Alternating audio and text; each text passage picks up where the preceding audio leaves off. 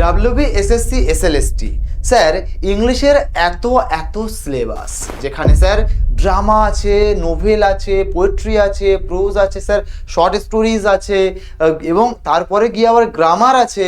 তাহলে স্যার এইখানটায় এত এত এত সিলেবাস, কোনগুলো পড়বো কোনগুলো পড়বো না, নাকি সবগুলোই পড়ে কমপ্লিট করব, বুঝে উঠতে পারছি না। স্যার আরও একটা জিনিস আপনি বুঝতে পারছি না আমরা, সেটা হচ্ছে যে এত কিছু পড়ে মাথায় রাখবো কি করে? এত এত সব ড্রামাগুলো যদি লাইন বাই লাইন পড়ে যাই, একের পর এক পড়ে যাই, তো অনেক সময়ও চলে যাচ্ছে এবং ড্রামাগুলোকে আমরা পুরোপুরি আত্মস্থ করার চেষ্টা করছি, তবুও ভুলে যাচ্ছি। স্যার আপনি কি এমন কিছু বলতে পারবেন যেগুলো আমাদের এক্সাম হলে গিয়ে কাজে লাগবে, যে এগুলো না পড়লেও আমি সঠিকভাবে ক্র্যাক করে আসতে পারবো এক্সাম হলে? তাই সমস্ত কিছু পড়ার আগে এটা বুঝতে শিখুন কোনগুলো পড়বো আর কোনগুলো না পড়লেও চলবে। আজ আমি সেই কথাগুলো, সেই জিনিসগুলো বলতে চলেছি যেগুলো আপনাদের না পড়লেও চলবে। হ্যাঁ, ঠিকই শুনছেন, যে টপিকগুলো বা যে বিষয়গুলো বলবো, সেই বিষয়গুলোর উপরে আপনাদেরকে না জানলেও চলবে।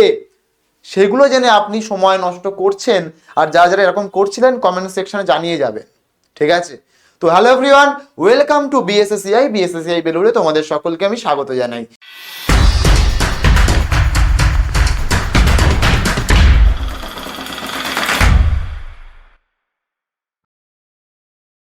তো চলো আমরা আজকের যে বিষয়টা নিয়ে আলোচনা করব, আমরা সিলেবাসকে আজকে স্মার্ট স্টাডি করব। আমরা সিলেবাসকে সায়েন্টিফিক বা বৈজ্ঞানিক ওয়েতে দেখব যে কিভাবে পড়লে আমাদের এই এসএলএসটি ক্র্যাক করতে পারি আমরা অতি সহজেই। এত এত সিলেবাস না পড়ে কোন জায়গাগুলো পড়বো আর কোন জায়গাগুলো ছাড়বো, এটা আগে বুঝতে হবে আমাদেরকে। তো চলুন শুরু করি আজকে আমাদের সেই ব্যাপার, ঠিক আছে? তো সবচেয়ে বড় কথা বলেছি সায়েন্টিফিক ওয়েতে, তো সেখানটায় একটা কথা না বললেই নয়, কিছু না কিছু প্রিন্সিপাল এখানে কিন্তু জড়িয়ে থাকে, ঠিক আছে? যেমন প্যারেটো প্রিন্সিপালের রেসপেক্ট যদি দেখি আমরা, যে 80-20 রুলস, অর্থাৎ স্যার কি আমরা বেশিরভাগ ক্ষেত্রে 100% সিলেবাসের ক্ষেত্রে গিয়ে 80% অপ্রয়োজনীয় যে জিনিস, সেই 80% অপ্রয়োজনীয় জিনিসটা পড়ে সময় নষ্ট করি। এটা গেল প্রথম কথা। এবং তার মধ্যে থেকে যদি আমরা সঠিক জিনিসটা যেটা পড়লে হবে সেটুকু পড়ি, তাহলে আমরা আউটকাম পাবো 80%, কিন্তু খাটবো 20%-এর মতো। তার মানে ব্যাপারটা কি দাঁড়ালো স্যার? এই যে 80% অপ্রিয় জিনিস আমি যদি পড়াশোনা করি, এগুলোকে যদি পড়াশোনা না করে বাদ দিতে পারি, তাহলে এগুলোকে যদি আমি স্কিপ করতে পারি, তাহলে আমি বাকি যে 20% আমি নিট পড়াশোনা করব, সেটাই হচ্ছে আমার 80%। তার মধ্যে থেকে কমন প্রশ্ন আসতে পারে, তার মধ্যে থেকে আমার অনেক গাধার খাটুনি কমে যেতে পারে। স্যার সেটা কিভাবে? তাহলে পরিষ্কার তোমায় এখানটায় পরের স্লাইডটায় আমি যাওয়ার চেষ্টা করব। এখানটায় বুঝতে পারবেন আপনারা যে এই যে 80% কমন, সেটা আমরা কিভাবে পেতে পারি, তাহলে সেটা একটা টপিকের উপরে, তো সেটা আমরা এবারে দেখব, ঠিক আছে? ধরুন আজকের আপনার পোয়েট্রি, ঠিক আছে? তো পোয়েট্রি থেকে বহু প্রশ্ন, বহু কবিতাও আছে আপনাদের। যদি দেখেন প্রায় 10-12টার উপরেও কবিতা আছে। তো এত এত কবিতা, এত এত কবিতা আপনারা যদি শুধু পড়েই যান, কবিতা মুখস্থ করে ফেলেন, লাইন বাই লাইন মুখস্থ করে ফেলেন, কোনো লাভ হবে না তাতে। এখানটায় একটা কথা বলে রাখি কবিতার উদ্দেশ্যে। অনেকে মনে করেন যে এই কবিতা পড়ছি মানে স্যার এই কবিতার যে লেখক, মানে যিনি কবি, কবির সম্বন্ধে আমার ডিটেলসে জানতে হবে, কবে জন্মেছে, কবে মরেছে, কোথায় গিয়ে কি বই লিখেছে, 100টা-150টা তার বইয়ের নাম মুখস্থ করে নেব আমি কবির সম্বন্ধে। কোনো দরকার নেই। আপনারা বোঝার চেষ্টা করুন, যে আগে বুঝুন কোন জায়গাটা ছাড়বেন আর কোন জায়গাটা ধরবেন বা পড়বেন, ঠিক আছে? তো কি বলছি, কবির সম্পূর্ণ জীবনী, জন্মমৃত্যু সাল, এই যে কবিকে যে নিয়ে তার ইতিহাস পড়ার কোনো রকম দরকার নেই, যদি সেটা থিমের সাথে সরাসরি যুক্ত না থাকে। এইগুলো পুরো অপ্রাসঙ্গিক। লাইন বাই লাইন অন্ধের মতো পড়ে পোয়েম বা পোয়েট্রি মুখস্থ করে ফেলা, এটাও সবচেয়ে বড় ভুল, ঠিক আছে কিনা? কি বললাম? তাহলে স্যার করবোটা কি? আমরা বলেছি সায়েন্টিফিক ওয়েতে পড়াশোনা করব আমরা। তাহলে সায়েন্টিফিক ওয়েতে বা লজিকের মাধ্যমে যদি পড়াশোনা করতে হয়, আমাদের মস্তিষ্কের তথ্য ধরে রাখার একটা নির্দিষ্ট ক্ষমতা আছে। ধরুন আজকের আপনার কাছে যে মোবাইলটা আছে, এই মোবাইলটারও একটা নির্দিষ্ট স্টোরেজ আছে। যেমন ধরুন কারোর আছে 128 জিবি, কারোর আছে 256 জিবি, কারোর আছে 64 জিবি। তো যাই হোক, একটা নির্দিষ্ট লিমিট আছে। ঠিক আমাদের ব্রেনেও ঠিক সেরকম একটা নির্দিষ্ট লিমিট আছে। এবার আপনি যদি এই সমস্ত বিভিন্ন অপ্রাসঙ্গিক জিনিসগুলো পড়ে পড়ে মাথায় রপ্ত করতে চান, আত্মস্থ করতে চান, সেখানে গিয়ে আপনার যে জিনিসগুলো পরীক্ষার জন্য গুরুত্বপূর্ণ সেগুলোই দেখা যাচ্ছে আপনি ভুলে গেছেন। তো এই যে জিনিসটা তৈরি হয়, এর জন্যই আপনাকে কি করতে হবে, আপনাকে এই প্রসেসটা ইউজ করতে হবে। এর জন্য এটাকেই বলেছি আমি সায়েন্টিফিক প্রসেস। তাহলে অপ্রয়োজনীয় সাল বা ডেটা মুখস্থ করার কোনো দরকার নেই, যার ফলে আমাদের আসল তথ্য কি করি স্যার হারিয়ে ফেলি। তাহলে আমরা কি করব, আমাদের ফোকাস কি হবে, figure of speech, rhyme scheme, central theme, specific imaginary, কি কোট। অর্থাৎ ধরো কোনো একটা পোয়েমের মধ্যে কবি নিজে একটা ডবল কোটের মধ্যে নিজের একটা উক্তি প্রকাশ করতে চেয়েছে। ওই যে ডবল কোটের মধ্যে উক্তিটা প্রকাশ করতে চেয়েছেন, ওইটা আমাদের কিন্তু পরীক্ষায় তুলে দিতে পারে। তো এই জায়গাটা তখন মনে রাখবো। সেটা হতে পারে পোয়েট্রি, হতে পারে প্রোজের ক্ষেত্রে একই ব্যাপার, একই কনসেপ্ট। বুঝতে পারছি আমি? তো এই জায়গাগুলোকে আমরা খেয়াল করব, আর এই জায়গাগুলো খাতায় নোট করে রিভাইজ করব। এই জায়গাগুলো আমরা অবশ্যই খাতায় লিখে লিখে নোট করে রিভাইজ করব, যাতে বারবার করে ওই বইটা খুলে আবার প্রথম থেকে শেষ পর্যন্ত না দেখে আবার রিভিশন দিয়ে আমাদেরকে পড়তে হয়। একটা খাতায় যাতে সবটা থেকে যায়। আশা করছি আমি বোঝাতে পেরেছি পুরো বিষয়টা। তারপরে ড্রামা। এই ড্রামার মধ্যে সবচেয়ে বড় ড্রামা লুকিয়ে আছে যে আমরা ড্রামা এসএলএসটির পরীক্ষা দেব, তার মানে একদম ডিটেলসে একদম গোড়া থেকে একদম সব জেনে যাব, কোনো মানে মাইনর চরিত্র বাদ দেব না। ঠিক আছে, এই সবগুলো মনে রাখতে গিয়ে দেখা যাচ্ছে মেন ক্যারেক্টারই তুমি ভুলে যাচ্ছ, মেন ক্যারেক্টারই আমাদের মনে থাকছে না। মেন ক্যারেক্টারে কোনো না কোনো একটা আসল জিনিস সেটাই মনে থাকছে, বা তার কোনো একটা কোট, তার কোনো একটা ডায়লগ সেটাই মনে থাকছে না। তাহলে ব্যাপার হচ্ছে আমাদের কি করতে হবে, মাইনর ক্যারেক্টারগুলোকে ছাড়ো। মাইনর ক্যারেক্টার পরীক্ষায় সেই অর্থে আজ পর্যন্ত আসেনি। তাই মাইনর ক্যারেক্টারের বা মাইনর চরিত্র যেটা আছে বা নারী, তার পুরো নারী নক্ষত্র জানার কোনো দরকার নেই। ঠিক আছে, খুঁটিনাটি স্টেজ ডিরেকশন, যেমন দেখো প্রত্যেকটা ডায়লগ শব্দ ধরে মুখস্থ করা, এসবের প্রয়োজন নেই। তাহলে ওটাই কি করতে হবে, যদি ডায়লগ মুখস্থ করতেই হয়, যদি কোটেশন মুখস্থ করতেই হয়, মেন ক্যারেক্টারের করব, মেন ক্যারেক্টারগুলোর করব, যেগুলো মাইনর ক্যারেক্টার দরকার নেই, তাই না? তো এগুলো আমরা করব না। তাহলে এর পিছনে আমাদের সায়েন্টিফিক প্রুফ কি বলি আমরা, বিগত বছরে পিওকিউ প্যাটার্ন যদি আমরা দেখি, সেখানে মাইনর চরিত্র থেকে 1%-এরও কম পরীক্ষায় প্রশ্ন এসেছে, মানে আসেনি বললেই চলে। বুঝতে পারছি কি? তো সেই জন্যই বলছি প্রত্যেকটা প্রুফ সহ। তাহলে আমরা স্যার কি করব, আমরা মূল চরিত্রগুলোকে ফোকাস করব এবং মূল চরিত্রের মধ্যে মানসিক যে দ্বন্দ্ব সেগুলোকে লক্ষ্য রাখবো। বিখ্যাত সলিকুই অর্থাৎ ক্লাইম্যাক্স এবং ড্রামাটিক আয়রনি, এই জায়গাগুলোকে আমরা ফলো করার বা দেখার চেষ্টা করব। দেখো ড্রামাটিক আয়রনি এইগুলো কিন্তু খুব খুব গুরুত্বপূর্ণ। ড্রামা থেকে কিন্তু এই ধরনের প্রশ্ন আসে। ঠিক আছে, বা ওই যে ট্র্যাজিক ফ্লো, ঠিক আছে, বা সলিকুই, এই জিনিসগুলো কিন্তু আমাদের কিন্তু দেখতে হবে। ঠিক আছে, আশা করছি ড্রামা থেকে কি কি দেখবো সেটা আমরা বুঝতে পেরেছি। পরবর্তীতে আসে নোভেল। আর নোভেল আসা মানেই সবার স্টুডেন্টদের আপনাদের মাথা সব ঘেঁটে যায়। স্যার 300 থেকে 400 লাইন পড়ে আমি সময় নষ্ট করে ফেলেছি স্যার, সারা 1.5-2 ঘন্টা 3 ঘন্টা 5 ঘন্টা নষ্ট করে ফেলেছি স্যার।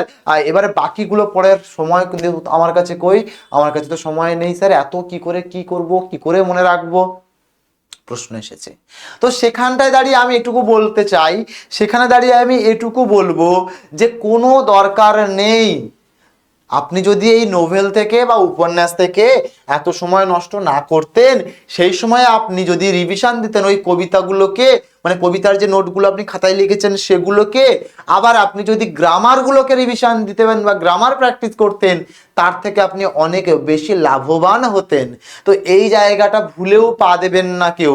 তাহলে 300 থেকে 400 পাতার একটা উপন্যাস বারবার রিডিং পড়া, তারপরে অপারেশন দেখো সাবপ্লট গুলোকে তারিখ ও সময় এসবগুলো মুখস্থ করার যে সমস্ত ব্যাপার আমরা করে থাকি, এগুলো কিন্তু সবচেয়ে বড় ভুল করে থাকি। ঠিক আছে, তাহলে তার ব্যাপারটা কি হলো, ব্যাপারটা তাহলে কি করব, টাইম ভার্সেস মার্কস। দেখো রেশিও খুব কম। একটি উপন্যাস 3 বার পড়ার জন্য যে সময় লাগে, সেই সময় আপনি পুরো গ্রামার এবং পোয়েট্রি রিভাইজ করতে পারবেন, অলরেডি আমি বলে দিয়েছি। তাহলে আমি স্যার কি করব, ড্রামা বা আমাদের নোভেল থেকে তাহলে আমরা কি কি করতে পারি, চ্যাপ্টার ওয়াইজ সামারি। সামারাইজেশন করে নিয়ে পড়তে পারি। ক্যারেক্টার স্কেচগুলো আমরা দেখে নেব, ঠিক আছে। ন্যারেটিভ টেকনিকগুলো ফার্স্ট থার্ড না কোন পার্সনের আছে ন্যারেটিভ টেকনিক সেটা ফলো করব। উপন্যাসের লাস্ট মূল ক্লাইম্যাক্সটা জানতে হবে আমার। তাহলে জাস্ট এই জিনিসগুলো দেখো, এই পাশের যেগুলো আমি বলছি সেই টপিক থেকে এগুলো, এই পাশে এই সেকশন থেকে এগুলোই যথেষ্ট আমাদের জন্য, ঠিক আছে। পরবর্তীতে আসি শর্ট স্টোরি। দেখো শর্ট স্টোরির কথা বলতে গেলেই অনেকে মনে করি আমরা ছোট তো ও মুখস্থ করে নেব, ও পুরো পড়ে এমন করে নেব, দেখবো কোথা দিয়ে প্রশ্ন দেয় আমি পুরো মুখস্থ করে চলে যাব। এরকম ভাবি কিনা আমরা বলুন তো কমেন্ট সেকশনে, ভাবি তো এরকম? তো এই জিনিসগুলো নয়। গল্পের সেটিং বা পরিবেশের অপ্রয়োজনীয় বর্ণনা লাইন ধরে ধরে মুখস্থ করা, এইটা হচ্ছে আমাদের হয় শর্ট স্টোরির সবচেয়ে ভুল জায়গা। তাহলে বাদ দেবো এই জায়গাটা, ঠিক আছে। তাহলে সায়েন্টিফিক ওয়েতে আমরা কি বুঝবো? ছোট ছোট গল্পের বা ছোট গল্পের মূল প্রাণ হলো এর টুইস্ট বা এপিমানি বোঝা। তো এই যে টুইস্ট, কোনো একটা গল্পের মধ্যে যে টুইস্ট আছে সেটা যদি তুমি বুঝতে না পারো, সেটাই ধরতে পারো। কারণ এই প্রশ্নকর্তা যখন প্রশ্ন করবে না, এইখান থেকেই প্রশ্ন করবে, ঠিক আছে। গল্পের টার্নিং পয়েন্ট থেকে প্রশ্ন করে, দেখো টার্নিং পয়েন্ট থেকে প্রশ্ন করেন, প্রকৃতিকে বর্ণনা থেকে নয়। তাই তুমি প্রকৃতির বর্ণনা পড়ে যদি সময় নষ্ট করো, পরিবেশের অপ্রয়োজনীয় জিনিস যদি পড়ে সময় নষ্ট করো, সেটা শুধুমাত্র সময় নষ্ট ছাড়া বাকি কিছু কি হবে? কমেন্ট সেকশনে জানাবেন আপনারা জানাবেন কমেন্ট সেকশনে। তাহলে স্যার কি পড়বো, কি ফোকাস করব? গল্পের টাইটেল, তার তাৎপর্য, যে গল্পটা পড়ছি তার টাইটেল এবং তার তাৎপর্য, ঠিক আছে। প্রোটাগনিস্ট, ঠিক আছে, প্রোটাগনিস্ট সম্বন্ধে একটু জানবো। এন্ডিং এর অর্থাৎ শেষে তার অন্তর্নিহিত অর্থ যেটা সেই আমাদের শর্ট স্টোরিজের, সেটা কিন্তু আমরা অবশ্যই জানার চেষ্টা করব। তাহলে শর্ট স্টোরি থেকে আমরা এগুলো জানবো। প্রবন্ধ, এসে, ঠিক আছে। তো বলে রাখি, প্রবন্ধ বা এসে বেশিরভাগ ক্ষেত্রে সবাই মনে করি যে বর্তমানে রাজনৈতিকের যে ব্যাপার বা রাজনৈতিক পরিস্থিতি, রাজনৈতিক ব্যাপার থেকে কিছু না কিছু একটা এসের গল্প থেকেই যায়। তো বলে রাখি, এই ক্ষেত্রে সমসাময়িক যুগের অতিরিক্ত রাজনৈতিক ইতিহাস, প্রতিটি লাইনের আক্ষরিক অর্থ যেগুলো আপনারা পড়তে চান, এগুলো একদম পড়বেন না, বাদ দিন আর ভুলে যান। স্যার তাহলে কি করব?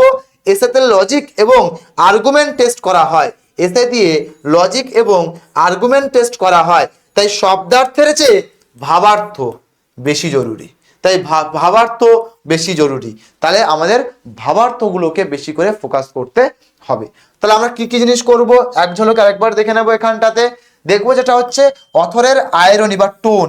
এই টোনের মধ্যে আয়রনি বা স্টাইল, আয়রনি থেকে পরীক্ষায় প্রশ্ন ভীষণ ভীষণ ভীষণ আসে। তো আয়রনির জায়গাটা আমরা কিন্তু মাথায় রেখে চলবো, ঠিক আছে। তো আমরা আয়রনির যে বিষয়টা যে কোনো এসে থেকে সেটাকে তোলে বা বোঝার চেষ্টা করব, ঠিক আছে। তো এই বিষয়টা মাথায় রাখবো। তারপরে দেখো মূল থেসিস স্টেটমেন্ট, অর্থাৎ যে আমাদের এসে আছে তার যে মূল বক্তব্য বিষয়বস্তু, সেটাকে একটু যাচ করা বা গ্রাফ করার চেষ্টা করব, বোঝার চেষ্টা করব। লেখকের দেওয়া গুরুত্বপূর্ণ উদাহরণগুলো, লেখক এই ক্ষেত্রে এসের মধ্যে যে সমস্ত উদাহরণগুলো দিয়েছে, ধরো কোনো একটা বিষয় নিয়ে উদাহরণ দিয়েছে যে আগেকার দিনে মহিলারা এরকম সেফ ছিল, এখনকার দিনে এই আগেকার দিনের থেকে আরো খারাপ হচ্ছে, কোনো একটা উদাহরণ টেনে ধরো বাইরের থেকে বর্তমান সমাজের তুলে দিল, সেগুলোকে আমাদের কিন্তু একটু মাথায় রাখতে হবে, ঠিক আছে। লেখকের দেওয়া গুরুত্বপূর্ণ এক্সাম্পলগুলো থেকে কিন্তু এই এসে খুব গুরুত্বপূর্ণ ভূমিকা পালন করে, ঠিক আছে। পরবর্তীতে আসি গ্রামার, সবচেয়ে ভয়ের জায়গা, যেখানে স্টুডেন্টরা গাদা গাদা ওই পোয়েট্রি, নোভেল, ড্রামা এইসব পড়ে, শর্ট স্টোরি, এসে পড়ে পড়ে গাদা গাদা সময় নষ্ট করবে। সেখানে দাঁড়িয়ে গেম চেঞ্জার রূপে আসবে তোমার সামনে এই গ্রামার। এই গ্রামারে যে পাবে ফুল মার্কস, সেই পাবে সিলেকশন, কারণ সবাই পড়ে যাবে ওই নোভেল, ওই শর্ট স্টোরি, ওই এসে, সবাই পড়ে যাবে। গ্রামারটা কেউ প্র্যাকটিস করে যায় না, আর এই গ্রামারই কাট অফ বা সিলেকশন মার্ক কিন্তু নির্ণয় করে। তাই গ্রামারের জায়গাটা তোমার শেখা জানাটা খুব জরুরি, বারবার বলছি আমি। তার কারণ কি স্যার? এখানটায় সবাই সেই ব্যাকডেটেড যে গ্রামার বা ইংরেজি ওয়ার্ডগুলো সেইগুলো পড়তে চায়, হাজার হাজার ইডিয়াম বা ফ্রেজাল ভার্ব মুখস্থ করে যেতে চায়, যে এটাও মুখস্থ করব, যেমন পোয়েম মুখস্থ করে চলে যাচ্ছি আমরা, এরকম এটাও মুখস্থ করে নিয়ে চলে যাব। সম্ভব নয়। এখনকার বর্তমান সমাজে বা সময়ে যা কম্পিটিশন, সেখানে যদি অ্যাপ্রোচ বা সঠিক লজিক, সঠিক অ্যাপ্রোচ না জানতে পারি, আমরা শিখতে পারি, আপনারাই বলুন চাকরি পাওয়া কি সহজ? বলুন, কাট অফ থেকে ছিটকে যাব না আমরা? কাট অফ থেকে ছিটকে যাব না? অবশ্যই যাব। তাই জন্য সঠিক উপায়ে সঠিক সায়েন্টিফিক ওয়েতে আমাদের কিন্তু পড়াশোনাটা করতে হবে। আশা করছি আমি বোঝাতে পেরেছি আপনাদেরকে, ঠিক আছে? তো জায়গাগুলোকে বলবো যে কোনো রকম ভাবে গ্রামার এই সেগমেন্টটা আপনারা মুখস্থ করতে যাবেন না, গ্রামার সেগমেন্ট মুখস্থ করতে যাবেন না, ঠিক আছে? কারণ গ্রামারের যেটা যা আছে যদি মুখস্থ করেন না, আপনি 24 ঘন্টার মধ্যেই সেটা ভুলে যাবেন, ঠিক আছে?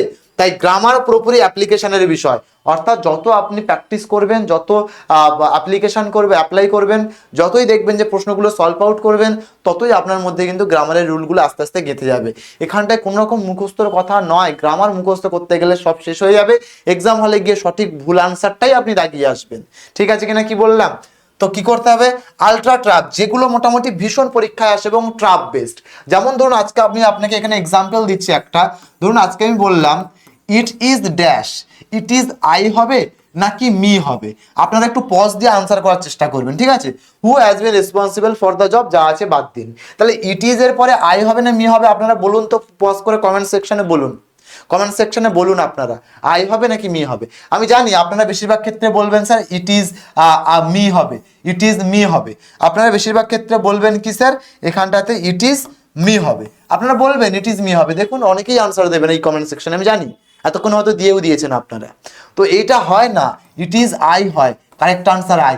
এই যে ট্রাপ বেসড, এগুলো জানতে হবে, এগুলো শিখতে হবে, এই জন্যই বললাম আলট্রা ট্রাপ বেসড প্যাটার্নগুলোকে আপনাদেরকে ফলো করতে হবে, জানতে হবে, না হলে কিন্তু এই গ্রামারই কিন্তু আপনার গেম চেঞ্জার এক্সাম হলে, ঠিক আছে কিনা কি বলতে চাইলাম? তো ইট ইজ এখানে আই হয়, আমরা সবসময় জানবো বিভার্বের পরে সাবজেক্টিভ কেস বসে, অবজেক্টিভ কেস বসে না। তো এরকম ট্র্যাপগুলো বেসগুলো আপনাকে জানতে হবে, ঠিক আছে?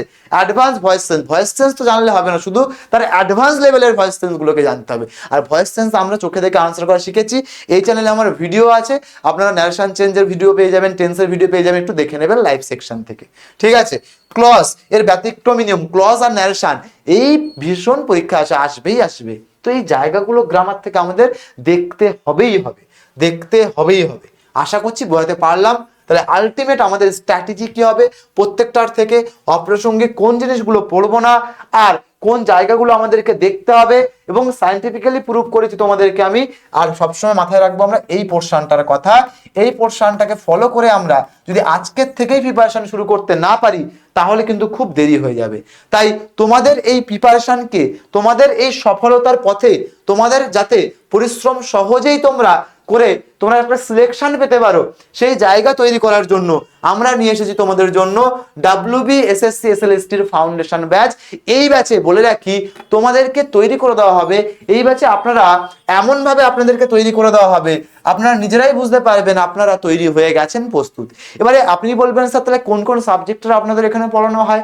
আপনি বাংলা যদি আপনার সাবজেক্ট হয়ে থাকে কোনো অসুবিধা নেই, ইংলিশ যদি হয়ে থাকে, সংস্কৃত হয়ে থাকে, হিস্ট্রি হয়ে থাকে, এডুকেশন হয়ে থাকে, ফিলোসফি হয়ে থাকে, জিওগ্রাফি হয়ে থাকে, এই যে আপনি দেখতে পাচ্ছেন 7টা সাবজেক্ট, এই 7টা সাবজেক্টের আমরা কিন্তু প্রিপারেশন দিচ্ছি।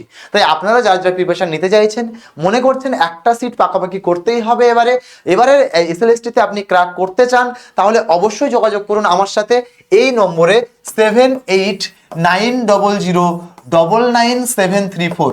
আমার সাথে এই নম্বরে যোগাযোগ করুন, 7890099734 এই নম্বরে আমার সাথে যোগাযোগ করলে আমি সম্পূর্ণরূপে গাইড করে দেবো আপনাকে, সে আপনি যে কোনো ব্যাচেই ভর্তি হতে পারেন।